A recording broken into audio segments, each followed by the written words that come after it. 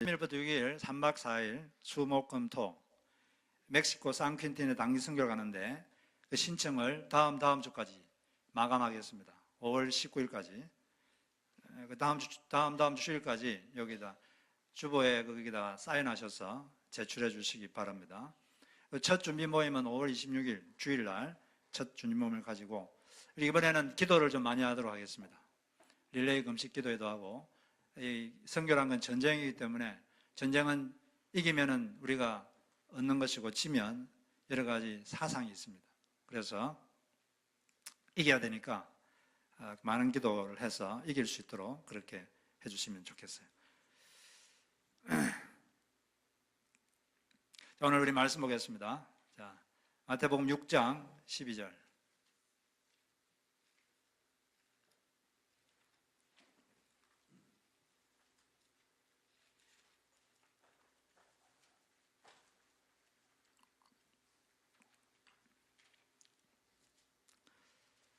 11절 12절 읽겠습니다. 마태복음 6장 11절 12절. 시작. 오늘 우리에게 일용할 양식을 주시옵고 우리가 우리에게 죄 지은 자를 사하여 준 것 같이 우리 죄를 사하여 주시옵고. 주기도문은 우리가 무엇을 기도해야 되느냐, 기도하는 내용에 대한 내용이 많습니다. 근데 기도하는 내용도 중요한데 또 기도하는 태도도 중요하죠. 어떤 마음가짐을 가지고 기도하느냐, 이것이 기도에는 상당히 중요합니다. 기도할 때 중요한 것은 믿음을 가지고 기도하는 거죠. 하나님은 믿음이 없이는 나를 기쁘게 하지 못한다, 그렇게 말씀하셨기 때문에 믿음을 가지고 기도하는 게 상당히 중요합니다. 그러면 도대체 어느 정도 믿음을 가지고 기도를 해야 되느냐? 물론 믿음이 크면 클수록 좋겠죠. 근데 우리가 한 가지 알아야 될 것은 우리 기도가 응답되는 건 내 기도의 크기 때문에 응답되는 게 아니라 우리 기도의 대상인 하나님이 크시기 때문에 기도가 응답되는 것입니다. 내 기도가 얼마나 커야 응답되느냐, 여기 생각하면 우리가 답을 얻을 수 없는데, 우리 기도를 들으시는 그 하나님이 얼마나 크신 분인가. 내 기도는 작아 보이고 그래도 기도를 들으시는 그분이 크시기 때문에 기도가 응답되는 것입니다. 하나님께서는 우리에게 기도를 할 때 믿음을 요구하시는데, 성경에는 우리에게 겨자씨 하나일 만한 믿음이 필요하다, 그렇게 말했습니다. 누가복음 17장 6절에 보니까 주께서 이르시되 너희에게 겨자씨 하나일 만한 믿음이 있었더라면 이 뽕나무들어 뿌리가 뽑혀 바다에 심기라 말하였을 것이요 그것이 너희에게 순종하였으리라. 여기서 하나님은 겨자씨 하나일 만한 믿음, 이것이 요구된다. 겨자씨 하나일 만한 믿음을 행사해서 기도하면 된다, 이렇게 말씀을 하고 있습니다. 그러면 겨자씨 하나일 만한 믿음이라는 게 도대체 어떤 믿음인가? 이 겨자씨라는 것은 어떤 사상을 표현하기 위해서 사용한 도구인데, 겨자씨라는 것은 작다는 것을 표현하기 위해서 쓴 것입니다. 그래서 마가복음 4장 31절에도 하나님 나라는 겨자씨 하나일과 같으니 땅에 심길 때는 땅의 모든 씨보다 작은 것이로되 나중에는 커진다, 이렇게 말했어요. 여기도 보면 겨자씨는 작다, 이걸 표현하기 위해서 사용한 것이다, 이렇게 되어 있습니다. 우리가 시를 읽어보면 시에는 비유가 많죠. 이런 시도 있는데, 내 마음은 촛불이요 그들을 위해 마지막 한 방울까지 타오르리다. 여기서 자기 마음을 촛불로 비유를 했습니다. 여기서 촛불은 어떤 사상을 말합니까? 타오르는 정열적인 마음, 이걸 표현하는 거죠. 겨자씨라는 것은 작다는 걸 표현할 때 쓰는 용어입니다. 그러면 겨자씨만한 믿음은 도대체 어떤 믿음인가? 구체적으로 말씀드리면, 제가 지난주 참석했던 컨퍼런스 강사께서 그 겨자씨만한 믿음을 다음과 같이 정의를 내렸습니다. 겨자씨만한 믿음이란 것은 응답되지 않는 것 같아도 지속적으로 기도하는 믿음이다. 왜냐하면 기도하는 그 행위 자체가 믿음이 들어있기 때문입니다. 우리가 기도하다 보면 이 기도가 응답되지 않을 것 같은 느낌이 들 때가 있습니다. 그럼에도 불구하고 계속 기도하는 것, 이것이 바로 겨자씨만한 믿음이다, 작은 믿음이다. 그 믿음을 행사하면 된다는 것입니다. 그러면 하나님께서 그 겨자씨만한 믿음을 보시고 우리 기도를 들으신다는 거죠. 그분께서 자신의 이야기를 했는데, 그분 교회에서 계속 이렇게 전도해야 될 사람, 영혼 구원해야 될 사람을 매일 하루에 120명, 130명씩 아침마다 기도를 했다고 합니다. 그런데 매일 120명, 130명 되는 사람 이름을 부르면서 기도하다 보면 이런 생각이 든대요. 내가 지금 건성으로 기도하고 있는 게 아닌가? 내 기도가 이게 진짜 전심으로 하는 기도인가? 이런 자기 스스로 그런 생각이 들 때가 있다고 합니다. 그럼에도 불구하고 계속 기도했어요. 하루에 매일 120명, 130명을 일어놓고 하나님 이들이 예수를 믿도록 해 주시옵소서. 그렇게 계속 지속적으로 응답되지 않는 것 같은 느낌이 들어도 그냥 지속적으로 기도를 했습니다. 겨자씨만한 믿음을 행사한 거죠. 그런데 그렇게 자기가 기도했던 사람들이 한 명씩 한 명씩 예수를 믿겠다고 예수를 영접하는 기도를 하고 또 침례도 받고 교회도 나오고 이런 걸 보면서 깜짝 놀라는 거죠. 어느 날 기도하는데 하나님께서 깜짝 놀라게 있는 자기에게 다음과 같이 말씀했다고 합니다. 내 기도도 한몫했다. 너의 기도도 한몫했다는 거죠. 그분은 어떨 때는 이렇게 주님께 말씀드렸다고 합니다.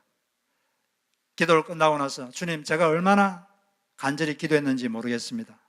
제가 얼마나 믿음으로 기도했는지 모르겠습니다. 제가 얼마나 진심으로 기도했는지도 모르겠습니다. 그래도 제가 기도했다는 것은 겨자씨 하나님 만한 믿음이 있다는 것 아니겠습니까? 응답해 주세요. 이런 마음으로 하나님 앞에 나갔다고 합니다. 여러분들도 기도하다 보면 마치 응답되지 않을 것 같은 그런 믿음이 그런 생각이 들 때도 있을 것입니다. 그러나 그럼에도 불구하고 지속하는 믿음을 가질 때 그것이 바로 하나님을 요구하는 믿음이고 그럴 때 그 믿음을 보시고 응답할 줄로 믿습니다.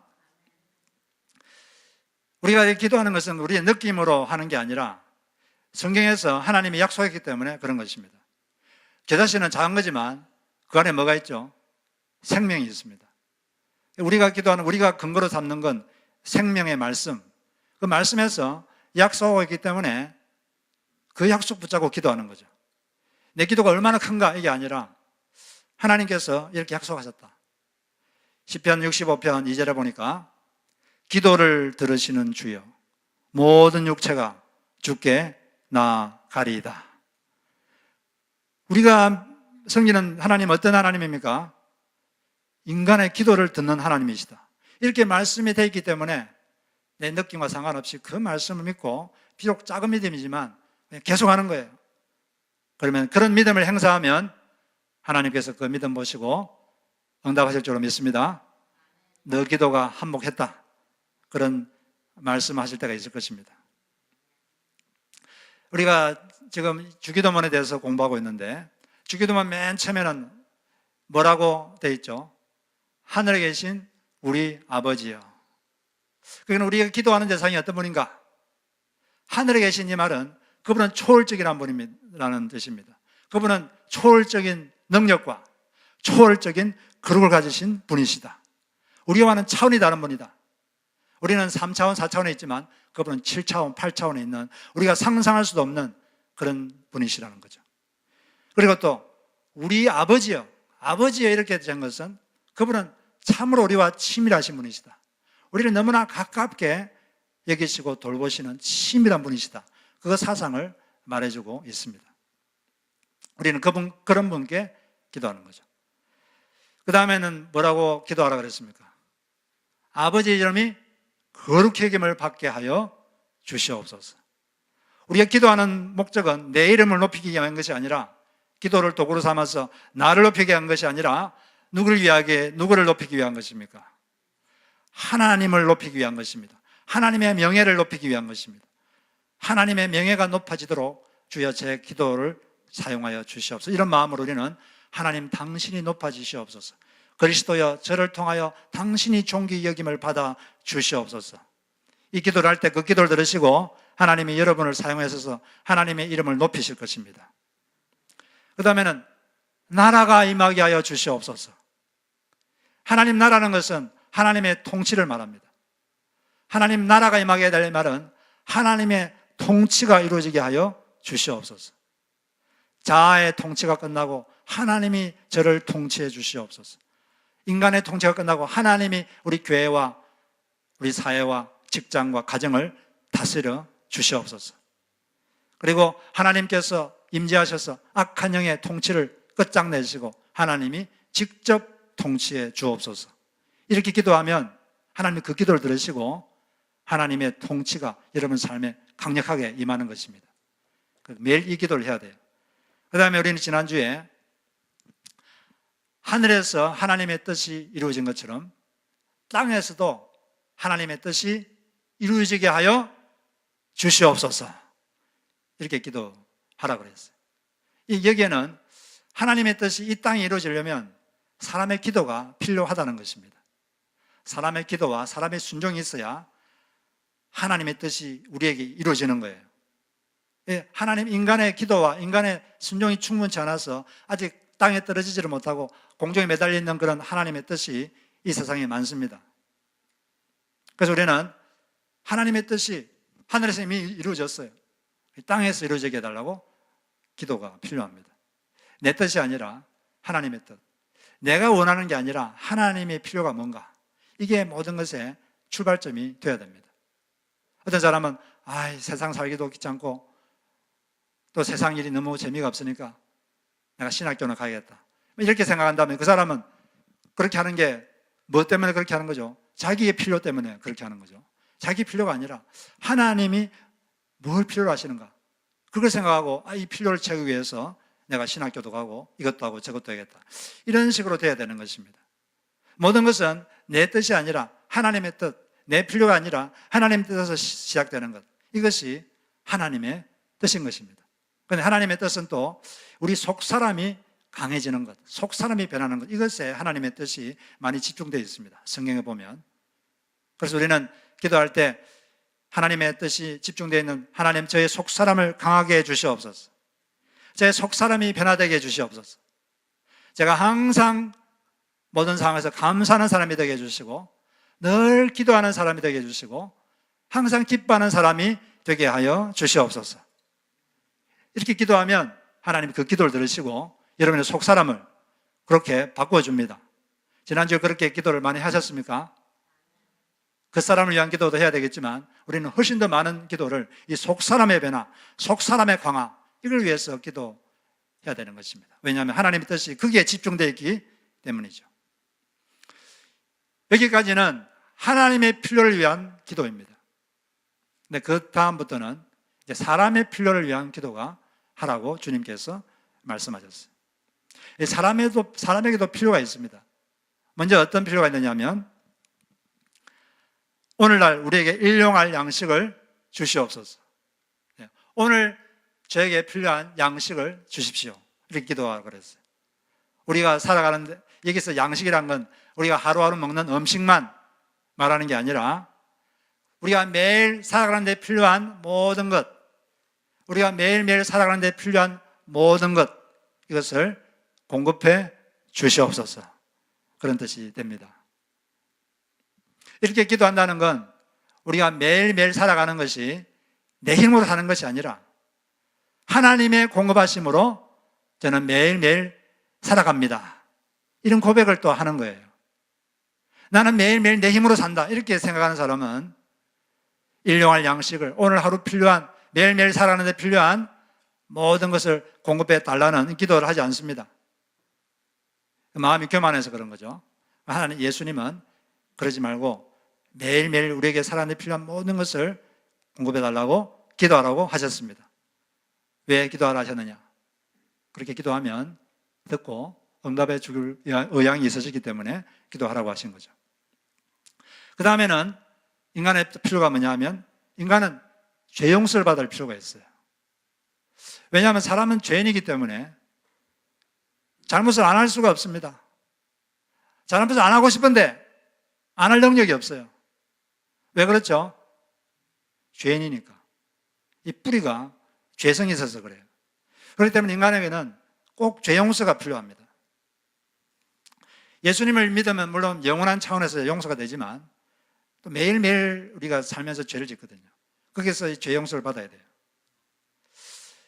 여기서 우리가 먼저 알아야 될 건 뭐냐면 마귀는 한 가지 알고 있는데, 마귀가 뭘 알고 있냐면 인간의 양심은 죄책감이 있으면 하나님께로 가지 못한다. 이걸 너무 잘 알고 있습니다. 그래서 이 죄책감을 마귀는 아주 무기로 많이 씁니다. 사람이 하나님께 못 가게. 특별히 사람이 언제 양심의 가책을 받고 하나님께 잘 못 가냐면 반복적으로 죄를 지을 때, 어떤 죄를 자꾸 반복해서 할 때 뻔뻔스러운 느낌이 들어요. 그래서 하나님께로 가지를 못합니다. 그럴 때에도 불구하고 우리는 하나님께로 가서 하나님께 힘을 얻어야 돼요. 가서 진정으로 자백하고, 자백했으면 용서받았음을 믿어야 됩니다. 왜냐하면 생명의 말씀에서 요한일서 1장 9절에서 다음과 같이 우리에게 말해주고 있기 때문이죠.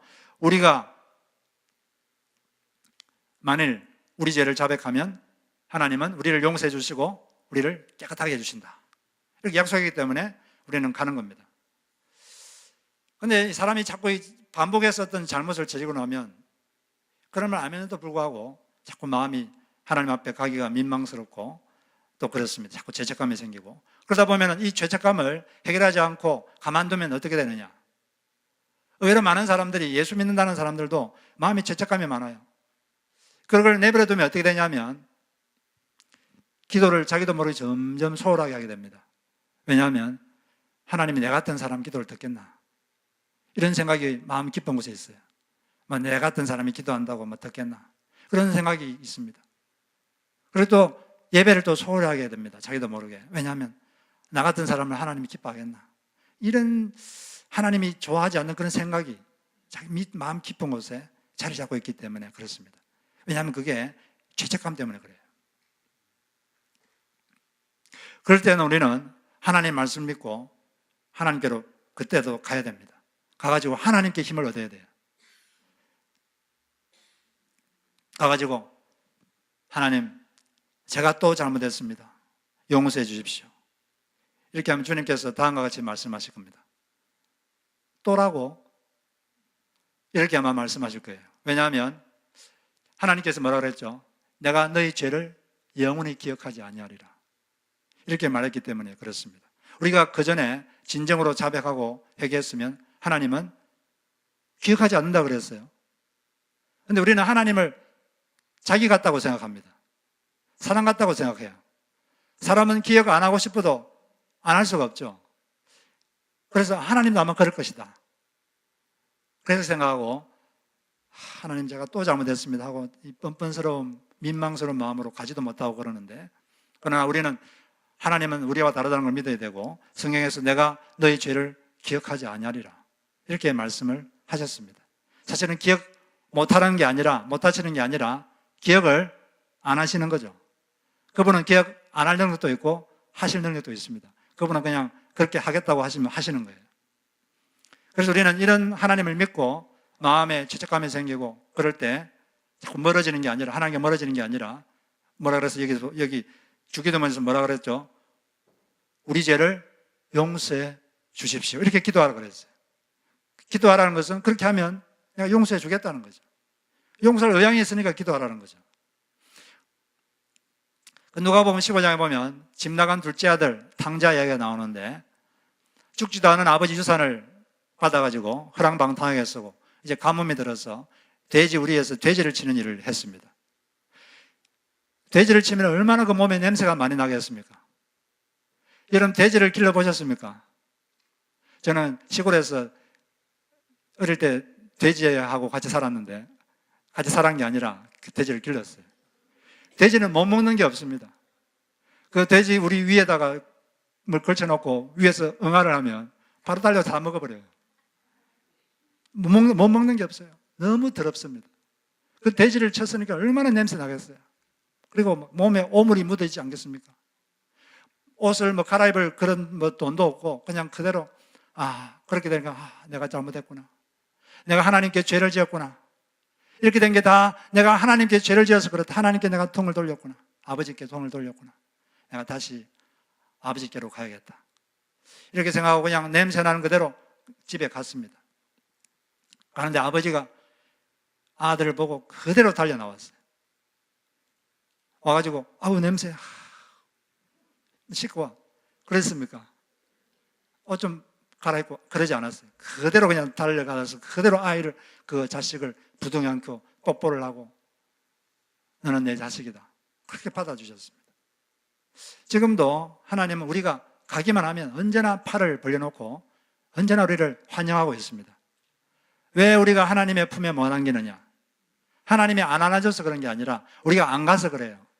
우리 몸에 냄새가 나서 그런 게 아니라 우리가 하나님께 안 가서 그렇습니다. 가기만 하면 언제든지 그분은 두 손 다 벌리고 언제든지 안아주십니다. 내 사랑하는 아들아, 언제든지 와라. 너의 더러운 모습 그대로, 냄새나는 모습 그대로 와라. 내가 너를 그대로 받아주마. 그렇게 한 다음에 하나님께서 우리를 조금씩 우리 속에서 냄새를 제거하고 우리를 변화시키는 작업을 시작하시는 거죠. 우리는 예수님의 보혈의 능력을 믿어야 됩니다. 의외로 많은 사람들이 예수님의 보혈의 능력을 잘 못 믿어요. 이 예수님 보혈, 그게 뭐냐? 예수님 보혈은 우리가 생각한 만큼 한 것보다 훨씬 더 능력이 있습니다. 어떤 죄도 이 예수님의 보혈 앞에 씻음받지 못할 죄가 없습니다. 이 예수님 보혈은 너무나 붉어서 모든 죄를 다 희게 씻어버립니다. 그 예수 앞에 나가면 그 보혈 피가 모든 죄를 다 씻어버려요. 히브리서 9장 13절 14절 보니까 염소와 항소의 피와 및 암송아지 죄를 부정한 자에게 뿌려 그 육체를 정결하게 하여 거룩하게 하거든 하물며 영원하신 성령으로 말미암아 흠없는 자기를 하나님께 드린 그리스도의 피가 어찌 너희 양심을 죽은 행실에서 깨끗하게 하고 살아계신 하나님을 섬기게 하지 못하겠느냐. 이 보혈은 우리 모든 죄를 씻고 악한 영을 벌벌 떨게 만듭니다. 이 보혈의 능력을 믿으시기 바랍니다. 우리 이 보혈의 능력을 믿고 주님께 나가서 진정성을 가지고 자백하면 하나님이 우리 죄를 다 씻어주시고 기억도 안 합니다. 또라고 이렇게 말씀하실 겁니다. 언제나 여러분 진정성을 가지고 하나님께 하나님 제가 잘못했습니다. 용서해 주십시오. 다시 시작하겠습니다. 이렇게 다시 시작하셔서 늘 주님과 가까운 관계를 맺으시기를 바랍니다. 주님께서는 하나님께서 내가 널 용서했다 그러는데 자기가 자기를 용서하지 못한다면 어떻게 되는 겁니까? 자기가 하나님보다 더 상급 재판관이라는 것을 말하는 거예요. 여러분이 높습니까? 하나님이 높습니까? 하나님이 더 높습니다. 하나님이 그냥 용서받았다 그러면 용서된 거예요. 내 느낌과 아무 상관없습니다. 죄책감을 버리시고 예수님의 보혈의 능력을 믿으시기 바랍니다. 그런데 이렇게 우리는 마음에 죄책감이 생길 때, 자기가 잘못했다고 생각할 때 가서 진정성을 가지고 하나님 제가 잘못했습니다. 우리 저의 죄를 용서해 주시옵소서. 이렇게 기도하면 용서하신다 그랬어요. 그런데 우리 죄를 용서해 주십시오. 그 앞에 무슨 문장이 하나 있습니다. 어떤 문장이 있죠? 우리가 우리에게 죄 지은 자를 용서한 것처럼 저의 죄를 용서해 주십시오. 제가 저에게 잘못한 사람, 나를 기분 나쁘게 한 사람, 그 사람을 제가 용서합니다. 그러므로 주님, 저의 잘못도 용서해 주십시오. 이렇게 되는 거예요. 그러니까 이게 뭔가 조건이 있는 거죠. 자기는 앞에 가가지고 하나님 제 잘못을 용서해 주십시오 이렇게 하면서 상대방 어떤 사람이 나한테 잘못한 것, 기분 나쁘게 한 것, 그거는 용서 안 하고 다 마음에 갈고리를 깨가지고 절대 안 잊어버리고, 그러면 하나님이 그런 사람한테 그런 사람이 하나님께 와가지고 하나님 제 죄를 용서해 주십시오 이러면 하나님이 기분이 어떨까요? 여러분 같으면 그 사람 죄를 용서하고 싶겠습니까? 다른 사람이 자기가 잘못한 것은 조금 더 용서 안 하면서 하나님 저의 죄를 용서하십시오.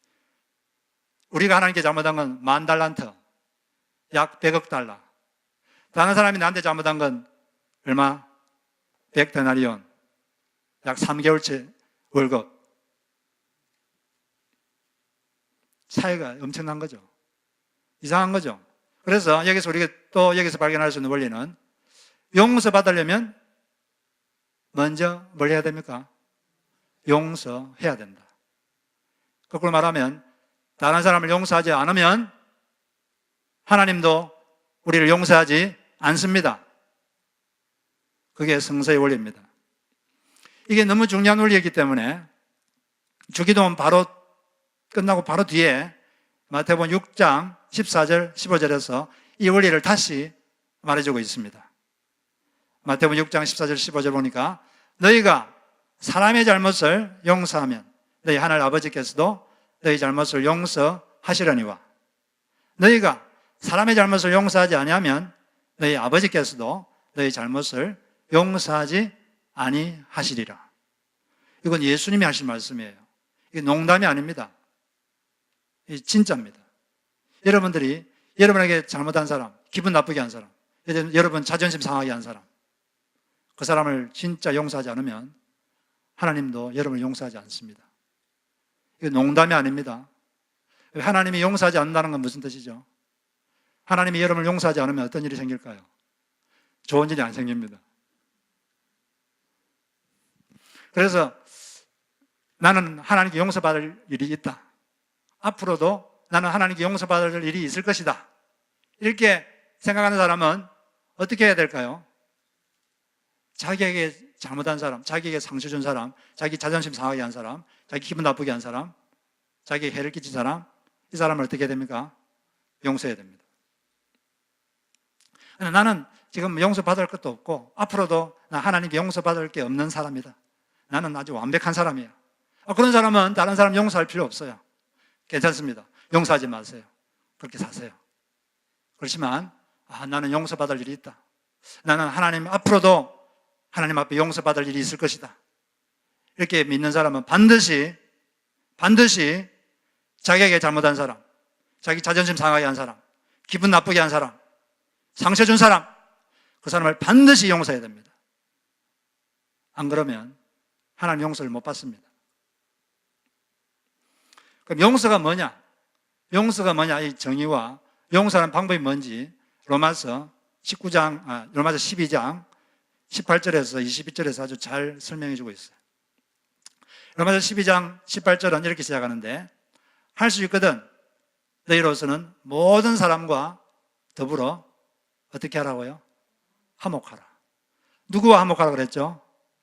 모든 사람과. 그 사람은 빼고 이게 아닙니다. 그 사람은 빼고 그렇게 되어 있습니까? 제 성경에는 그렇게 안 되어 있는데 그 사람은 빼고 그게 아니라 모든 사람과 어떻게 하라고요? 화목해야 된다. 모든 사람과 더불어 화목하라. 이게 하나님 명령인데 이 화목하는 방법이 뭐냐? 그 방법이 19절부터 나와 있어요. 그 방법이 바로 용서하는 겁니다. 인간은 죄를 안 지을 수 없기 때문에 용서가 반드시 필요합니다. 그 19절에 이 용서가 정의를 말하고 있는데 19절 같이 한번 읽어볼까요? 시작. 내 사랑하는 자들아 너희가 친히 원수를 갚지 말고 하나님의 진노하심에 맡기라. 기록되었으되 원수 갚는 것이 내게 있으니 내가 갚으리라고 주께서 말씀하시니라. 용서란 건 뭐냐면 정의를 내리면 내가 상처받은 것은 하나님께서 해결하실 것을 믿고 복수하지 않기로 결단하는 것, 이게 용서입니다. 용서하려면 먼저 전제 조건이 필요해요. 그게 뭐냐면 내가 상처받은 것은 하나님이 해결하실 것이다. 이걸 믿어야 됩니다. 내가 상처받은 것은 하나님께서 해결할 것이다. 이걸 믿어야 돼요. 그리고 그것을 하나님께 드려야 됩니다. 이게 용서의 기초입니다. 이게 안 되면 용서는 불가능합니다. 하나님께서는 복수하는 것은 내 잡이다, 내가 할 일이다 이렇게 말씀하셨어요. 하나님이 할 일을 사람이 하려고 하면 월권행위죠. 하나님은 인간에게 사적 복수를 할 그런 권한을 주지 않았습니다. 그건 내가 할 일이다, 내 잡이다 이렇게 말했기 때문에 그래서 하나님께서 그 일을 하시도록 우리는 하나님께 맡겨드려야 돼요. 그분이 할 것이다 이렇게 믿어야 됩니다. 그런데 그러지 않고 하나님 할 일을 권한도 안 줬는데 하려고 그러면 월권행위를 하는 거죠. 하나님은 나름대로 여러 가지 벌하는 방법이 있습니다. 하나님이 직접 초자연적인 방법으로 하나님 직접 벌을 주기도 하시죠. 또 하나님은 어떻게 하시느냐? 이 세상의 사법제도를 사용해서 잘못한 것을 벌을 줍니다. 사법제도, 검사, 판사 이런 제도들은 하나님이 만드신 거예요. 그게 로마서 13장에 나와 있습니다. 하나님께서 인간에게 악을 벌하고 선을 장려하기 위해서 그런 시스템을 만든 것입니다. 우리는 그런 시스템에 순종해야 됩니다. 그게 하나님께서 하시는 방법이기 때문에 그렇습니다. 그리고 이 땅에서 벌을 못 받으면 안 받고 회개하지 않고 그러면 죽은 다음에 하나님의 더 무서운 심판이 있죠. 그래서 차라리 이 땅에 있을 때 잘못한 것에 대해서 벌을 받고 회개하고 예수를 믿고 그렇게 사는 것이 훨씬 더 나은 것입니다. 이런 법들은 독재국가에도 법이 있어요. 북한은 독재국가인데 거기도 법이 있습니다. 사법제도가 있어요. 그래서 살인한 사람, 도둑질한 사람, 강간한 사람 이런 사람들 잡아서 벌을 줍니다. 그렇기 때문에 사회 질서가 유지되는 거예요. 여하튼 하나님께서 다양한 방식으로 사람의 잘못에 대해서 내가 복수하겠다 이렇게 말씀하셨습니다. 그렇기 때문에 그걸 믿고 우리는 나 스스로 내가 사적 복수를 하지 않겠다 결단해야 됩니다. 내가 복수하지 않기로 결단하는 것, 이게 용서입니다. 그런데 사람들은 아주 다양한 방식으로 복수를 합니다. 복수하는데 아주 천재적인 재질이 있어요. 이런 방법 저런 방법, 어떨 때는 자기도 모르게 복수를 합니다. 이게 복수인지 아닌지 그것도 모르고 복수를 해요. 사람들이 자주 쓰는 방법이 뭔지 아십니까? 사람들이 가장 자주 복수하는 방법, 누군가 자기에게 기분 나쁘게 하고 자존심 상하게 하고 이럴 때 자주 많이 사용하는 방법이 뭘까요?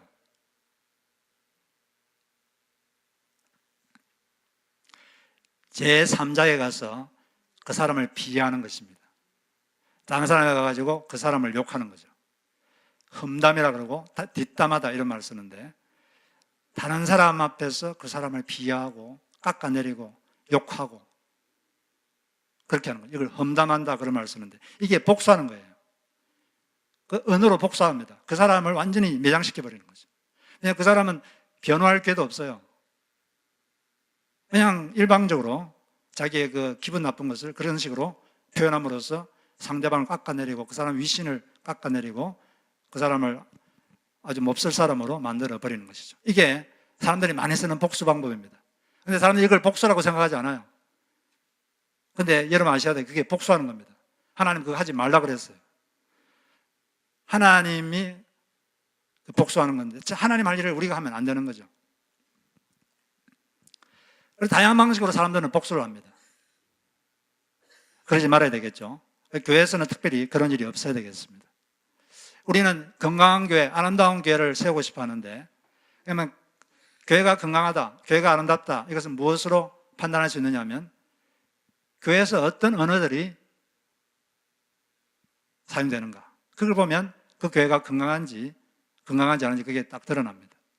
사람이 두 사람 만났을 때, 두세 사람 모였을 때, 전화할 때, 두 사람 모여서 이야기할 때, 두세 사람 또는 서너 사람 모였을 때 어떤 사람을 험담하고 욕하고 막 그런 언어들이 우리 속에 있다면 그 교회는 건강한 교회입니까? 건강하지 못한 교회입니까? 건강하지 못한 교회예요. 병든 거죠. 그런 일들이 있어서는 안 될 것입니다. 우리가 사용한 언어는 우리가 두 사람 모였을 때, 세 사람 모였을 때 우리는 어떤 언어를 써야 될까요?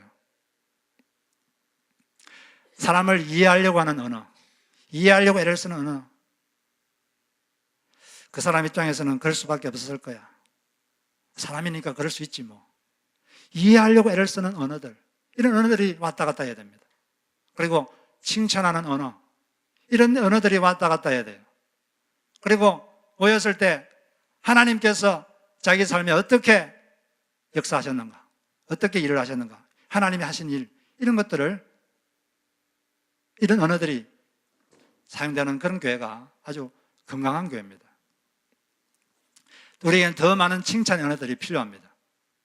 칭찬은 곰도 춤추게 한다, 그런 말이 있는데, 우리는 사람을 볼 때 못하는 것은 무시하고 잘하는 것을 칭찬해야 돼요. 잘못한다고 지적하기보다 더 잘하는 방법을 가르쳐 주면 됩니다. 잘하면 칭찬해야지. 그런데 우리 한국 부모들은 특히 자녀들을 키울 때 잘하는 건 당연하니까 가만히 있어요. 못하면 말을 합니다. 다 그렇다는 게 아니라 그런 성향이 있다는 거죠.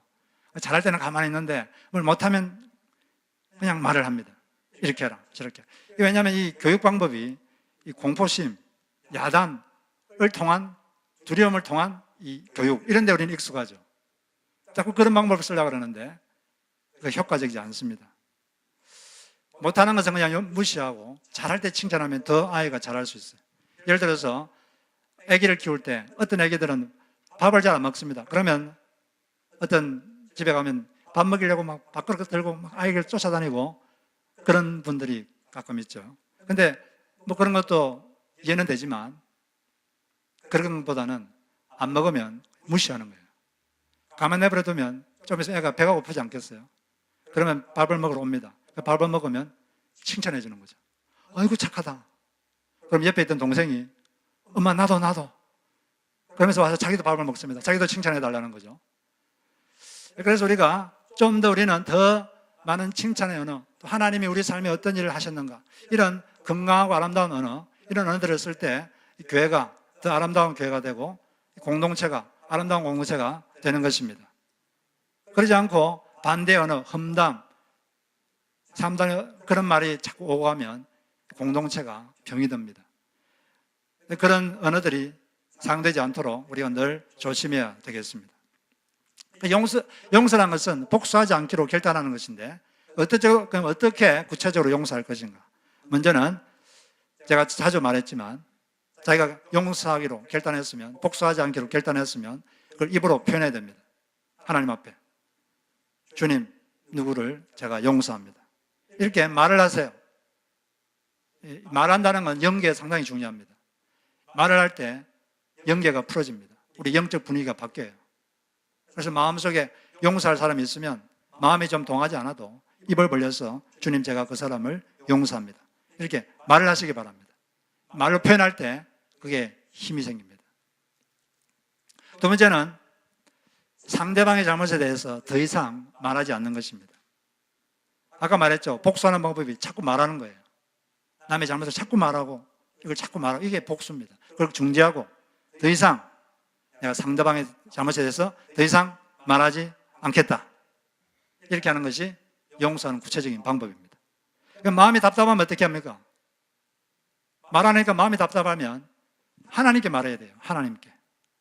여러분, 하나님께 자기 감정을 솔직하게 표현하는 그런 기도를 가끔씩 하십니까?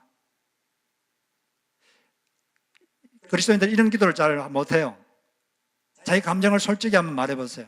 주님, 제가 어떤 일 때문에 마음에 상처를 받았습니다. 제 마음이 너무 아픕니다. 마음이 너무 괴롭습니다. 한번 자기 감정을 솔직하게 말해보세요. 분명히 여러분이 그런 기도를 하면 감정이 바뀌는 걸 느낍니다. 하나님이 그런 기도를 듣고 감정을 치유해주기 때문에 그렇습니다. 사람한테 확 말하지 말고 누구한테 말하라고요? 하나님께 말씀하시고 상대방의 잘못에 대해서 더 이상 말하지 않겠다. 이렇게 하는 것이 용서하는 구체적인 방법입니다. 그리고 세 번째는 상대방의 필요를 채워주는 거예요. 20절을 같이 읽어보겠습니다. 자, 시작. 내 원수가 줄이거든 먹이고 목마르거든 마시게 하라. 그리함으로 너가 숯불을 그 머리에 쌓아 놓으리라. 악에게 지지 말고 선으로 악을 이기라. 여기서 원수가 잘 기분 나쁘게 한 사람, 좀 기분 나쁜 사람, 그런 사람이 굶주리고 있으면 그 사람 필요는 뭐죠? 음식을 먹는 게 그 사람 필요입니다. 그럼 그 사람이 음식을 먹여주라는 거죠. 그 사람이 목이 마르면 그 사람 필요는 뭡니까? 물을 먹여주는 거예요. 그럼 물을 먹여주라는 거죠. 아니, 또 마음이 다 안 풀어져도 여전히 좀 마음속에 답답한 마음이 있어도 그냥 상대의 필요를 채워주라는 겁니다. 행동하라는 거죠. 이건 감정에 대한 명령이 아니라 우리 행동에 대한 명령이에요. 자기 기분 나쁜 사람이 못 먹어가지고 배가 고파 있으면 꼴 좋다, 잘 됐다, 당해봐라. 이게 아닙니다. 이게 그렇게 하라는 게 아니라 어떻게 하라고요? 네가 그 필요를 채워줘라. 가서 밥을 먹여줘라. 그리고 물을 먹여줘라. 그게 우리 성령을 모시고 있는 사람이 할 일이다. 그게 정상적인 기독교인의 행실이다. 이렇게 우리에게 기준을 제시해주고 있습니다. 쉽지는 않겠지만 애를 써야 돼요. 애를 쓰면 됩니다. 애를 쓰면 되는 거죠. 하나님, 우리가 애를 쓰면 기뻐하십니다. 몸부림치고 애를 쓰고 기도하고 그러면 방법이 생기고 능력이 생기는 거죠. 그렇게 하다 보면 기억도 치유되고 마음도 치유되고 점점 마음이 부드러워지고 또 나중에는 상대방을 좋아하게까지 될 수가 있는 것입니다. 그런 회복이 가능할 수가 있게 되는 거죠. 그래서 이처럼 하나님께 용서받기 위해서 다른 사람을 용서하시기를 바랍니다. 우리는 사람들 사이에 어떤 갈등이 있으면 하나님이 자기 편이라고 생각하는 경향이 있습니다.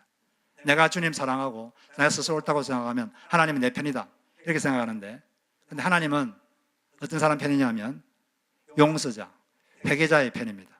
항상 용서하는 사람, 회개하는 사람, 그 사람 편이에요. 교회도 보면 가끔씩 분교가 있는데 서로 편에 갈라지고 다투고 그런 게 있을 수 있는데, 저도 옛날 다니던 교회에서 그런 좀 다툼을 제가 경험했는데, 제가 양쪽 사람들을 다 만나봤어요. 근데 양쪽 사람들 다 상대방을 향해서 저 사람 저쪽이 마귀다, 저쪽이 마귀에게 이용당하고 다 그렇게 말합니다. 이쪽 가면 또 상대방이 마귀다 그렇게 말해요. 다 하나님은 자기 편이라고 생각합니다. 근데 제가 다 두 편을 다 만나보면 두 편 다 주님을 사랑해요. 두 편 다 교회를 사랑합니다. 두 편 다 주님께 헌신되어 있어요. 이쪽도 주님을 사랑하고 저쪽도 주님을 사랑합니다. 이쪽도 주님께 헌신되어 있고 저쪽도 주님께 헌신되어 있어요. 이쪽도 교회를 사랑하고 저쪽도 교회를 사랑해요. 그런데 한 가지 알아야 될 게 뭐냐면, 내가 주님을 사랑한다고 내가 마귀에게 이용당하지 않는다는 보장은 없습니다. 내가 주님을 사랑한다고 내가 마귀에게 이용당하지 않는다는 보장은 없습니다. 예수님을 제일 사랑한다고 생각했던 사람이 베드로입니다. 베드로는 주님을 위해서 죽을 각오까지 되어 있었어요. 그런데 예수님이 십자가를 진다 그러니까 그러지 말라고 했어요. 그러니까 예수님께서 베드로에게 뭐라 그랬어요? 사탄아, 내 뒤로 물러가라. 이 말은 그 외에 딱 한 번 써있는데, 예수님이 광야에서 시험 받을 때 그때 사탄에게 직접 한 말이에요. 사탄아 물러가라. 그리고 베드로에게 한 말이에요. 두 번째로. 베드로는 주님을 제일 사랑했어요. 근데 마귀에게 이용당하고 있었습니다. 내가 주님 사랑한다고 내가 항상 옳은 게 아닙니다. 하나님 내 편이 아닐 수도 있습니다. 어떤 사람 편이냐? 용서하는 사람, 회개하는 사람. 항상 하나님은 그 사람 편입니다. 왜냐하면 이사야 57장 15절에서 보니까 하나님은 마음에 통회하고 겸손한 자와 함께 있느니라. 그런 사람 속에 임재한다. 이렇게 말씀하기 때문입니다. 그래서 우리는 이런 하나님의 마음을 알고 항상 내가 잘못이 없는가 그런 생각을 하고, 먼저 자기 잘못을 보고 먼저 회개하고, 그리고 상대방 잘못은 용서하려고 애를 써야 되는 점. 그런 사람에게 하나님께서 임하시고 그런 사람에게 역사를 하십니다. 우리가 싫어할 수 있는 그 사람 예수님이 사랑할까요? 미워할까요? 하나님, 그 사람 주님 사랑합니까? 물어보면 주님 뭐라 그럴까요? 물론이지. 나는 싫어하는데 하나님은 그 사람을 사랑합니다. 하나님을 사랑하는 사람을 우리가 어떻게 미워하거나 싫어할 수 있습니까? 절대 그럴 수 없습니다. 그렇기 때문에 우리는 어쨌든지 자기의 잘못이 뭔가를 더 먼저 깊이 생각하고, 자기 잘못을 생각하고 자기를 비판하고 자기를 회개하는 그런 사람이 되고, 또 다른 사람의 잘못은 용서하려고 애쓰고, 그렇게 함으로써 하나님 인정을 받고 하나님이 항상 여러분 편이 되는 그런 사람들이 되시기를 바랍니다. 예수님께서 말씀했어요. 우리가 우리에게 잘못한 사람을 용서하오니 우리 죄를 용서해 주시옵소서. 이런 기도를 늘 들으셔서 주님의 용서의 기쁨을 맛보시고 다른 사람을 용서하며 사시기를 주의 이름으로 축복합니다. 잠시 눈을 감고 기도하겠습니다.